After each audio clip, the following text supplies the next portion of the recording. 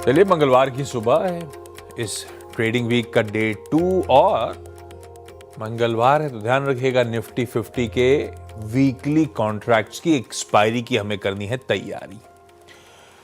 वैसे कल बेहद इंपॉर्टेंट ट्रेडिंग सत्र था क्योंकि छुट्टियों के बाद हम मान के चल रहे थे फुल फ्लेज्ड FIIs यानी कि विदेशी संस्थागत निवेशक लौट रहे होंगे, प्लस वीकेंड की हाईलाइट थी वो एडेड जियोपॉलिटिकल रिस्क, वो उसका एडेड तड़का। खैर, क्योंकि एक्सपायरी सामने खड़ी है तो इंपॉर्टेंट सेशन है, देख लेते हैं शुरुआत किस तरह की होगी। गिफ्ट निफ्टी कह रहा है भाई 1/4 से 1/3% के आसपास की बढ़त मिलेगी हमको, 60 से 70 पॉइंट इन ग्रीन। आज इस मंगल के सेशन की शुरुआत हो रही होगी।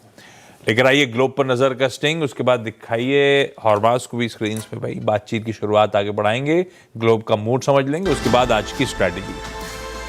हमारे एशियन पियर्स जो इस समय, आपने गिफ्ट निफ्टी देख ही लिया है, 1/4% से कुछ ज्यादा उछाल के साथ, 1/4% के लिए उछाल के साथ शुरुआत के इंडिकेशंस हैं। एशिया मिला जुला सा प्रिंट है, ऐसा कोई क्लियर कट ट्रेंड नहीं है। आइए फ्लिप करिए। यूएस के बाजार जब हम कल मंडे के सेशन की समाप्ति कर रहे थे, फ्लैट से लेकर 0.5% का उछाल था। फ्लैट था डाउ, 0.5% का उछाल था नैस्डैक में। उसके सामने हैंडओवर गजब है। मतलब अगर मैं फ्लैट डाउ लेके गया था तो 1.25% डाउ में उछाल था। नैस्डैक अगर 0.5% लेके गया था तो मोटा मोटी उतना ही 2/3%, वो भी बेहतर है। तो हैंडओवर बढ़िया है और आज सुबह के फ्यूचर्स लार्जली फ्लैट ट्रेड कर रहे हैं। ऐसे में हुआ क्या, कल तब और अब की पहली प्लेट आ जाएगी, वो दिखाएगी हमें अच्छा डिफरेंशियल डाइजेस्ट करना है, खासतौर पे डाउ अगर देखें तो। हरमास भाई साहब, गुड मॉर्निंग है, मूड कैसा है, ये सब चल क्या रहा है, संकेत हमारे भारतीय बाजारों के लिए कैसे हैं? गुड मॉर्निंग आशीष। संकेत भारतीय बाजारों के लिए अच्छे हैं इसलिए क्योंकि वहां कुछ बुरा नहीं हुआ, सिंपल सी बात है। और वहाँ पर भी अगर डाउ जोन्स में कल 49,000 के ऊपर पहली बार इंटरडे में इंडेक्स गया, ऐसा लग भी नहीं रहा था कि कुछ हुआ था वीकेंड पर, जैसे बाजार चले थे वैसे ही चले हैं। और 600 अंकों की तेज़ी देखने मिली, एक वक्त पर तो 700 अंक ऊपर था डाउ, तो थोड़ा सा मॉडरेशन के बाद जो है 600 अंक चढ़कर बंद हुआ। दो बड़े सेक्टर्स जो डाउ के हैं, एनर्जी और बैंक्स, दोनों ने कल कॉन्ट्रीब्यूट किया, जिस वजह से डाउ की कल आउट परफॉर्मेंस देखने मिली। S&P 500 और नैस्डैक में भी ठीक ठाक तेज़ी थी, ऐसा नहीं था कि उन्होंने उनमें कोई गिरावट देखने मिली। लेकिन आप एनर्जी शेयर देखें, डोनाल्ड ट्रंप के जो बयान थे वेनेजुएला को लेकर के कि ये सारे जाएंगे, पैसे खर्च करेंगे और फिर उनका एनर्जी इंफ्रास्ट्रक्चर फिक्स करके फिर पैसे बनाएंगे, तो उस वजह से शेवरॉन जो कि इकलौती कंपनी है यूएस में, यूएस की जो वेनेजुएला में ऑपरेट करती है सैंक्शंस के बावजूद, तो उनमें 5% की तेजी थी। हैलिबर्टन और SLB, ये दोनों ऐसी कंपनीज है जो एनर्जी इंफ्रास्ट्रक्चर बनाने में सामान मुहैया कराते हैं, तो उनमें 8 से 9% की तेजी थी। और एनर्जी ETFs में भी अच्छी खासी तेजी देखने मिली। कल निकोलस मदुरो जो कि वेनेजुएला के राष्ट्रपति है, उन्हें अदालत में पेश किया गया। जितने सारे इल्जाम उन पर लगाए गए थे उन सभी इल्जामों को उन्होंने खारिज किया। उनकी पत्नी पर जितने इल्जाम लगाए गए थे उन्होंने भी उन सारे इल्जामों को खारिज किया है। और साथ ही साथ उन्होंने ये भी कहा कि मैं अभी भी वेनेजुएला का राष्ट्रपति हूँ, निर्दोष हूँ और एक प्रिजनर ऑफ वॉर हूँ, ये उन्होंने कहा, क्योंकि मुझे जो है अगवा किया गया था।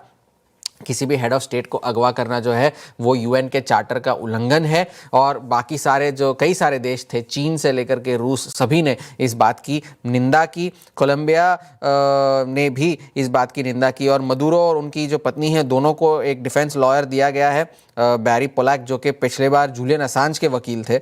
और उन्होंने ये कहा है कि एक सॉवरेन स्टेट के हेड होने के नाते मदुरो को प्रोसिक्यूशन से इम्यूनिटी है, तो पहले तो उस बात का ख्याल रखा जाए, और दूसरी बात ये कि उनकी सेहत भी अच्छी नहीं है, तो उस बात का भी ख्याल रखा जाए। और रिपोर्ट्स ये कह रही है कि उन्हें न्यूयॉर्क की जो सबसे ख़राब जेल है वहाँ पर रखा गया है।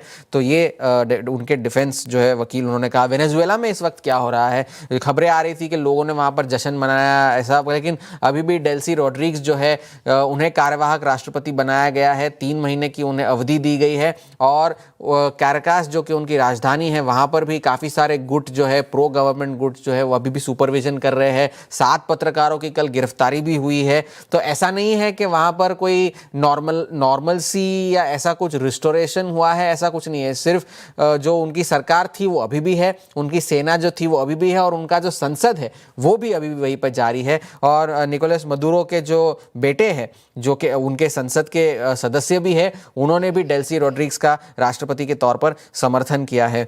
कोलंबिया पर जो डोनाल्ड ट्रंप ने कल निशाना साधा था कि अब कोलंबिया की बारी है, क्योंकि वो भी ड्रग्स का उत्पादन करते, तो उनके राष्ट्रपति ने ये कहा है कि मैंने तो कसम खाई थी कि मैं फिर कभी हथियार नहीं उठाऊंगा, लेकिन अगर देश के लिए उठाने पड़ जाए तो मैं फिर से हथियार उठा सकता हूं, क्योंकि वो पहले एक गुरिल्ला गुट के मेंबर थे 1990 तक, फिर हथियार डालने के बाद जाकर के वो राष्ट्रपति बने हैं। तो ये तो सारी वेनेजुएला की बातें थी, लेकिन कल एक और इकोनॉमिक डेटा आया जिससे अभी भी ये लग रहा है कि यूएस की आर्थिक हालत अभी भी ठीक नहीं है, क्योंकि मैन्युफैक्चरिंग पीएमआई जो आई कल, वो 10वें महीने लगातार कॉन्ट्रैक्शन टेरिटरी में चल रही थी। 47.8 का आंकड़ा निकल कर आया, 47.9 का, 48.2 का आंकड़ा नवंबर के महीने में था। तो 10 महीने लगातार कॉन्ट्रैक्शन में है। नए ऑर्डर्स भी 4 महीने से लगातार कम हुए हैं। एक्सपोर्ट बुकिंग्स कमजोर है, और लगभग सभी इंडस्ट्रीज ने जो आईएसएम को बयान दिए, उन्होंने सभी ने कहा है कि ऑर्डर्स में कमी है, मार्जिन्स कम हुए हैं, और टैरिफ्स की वजह से कंज्यूमर स्पेंडिंग में कमी आई है।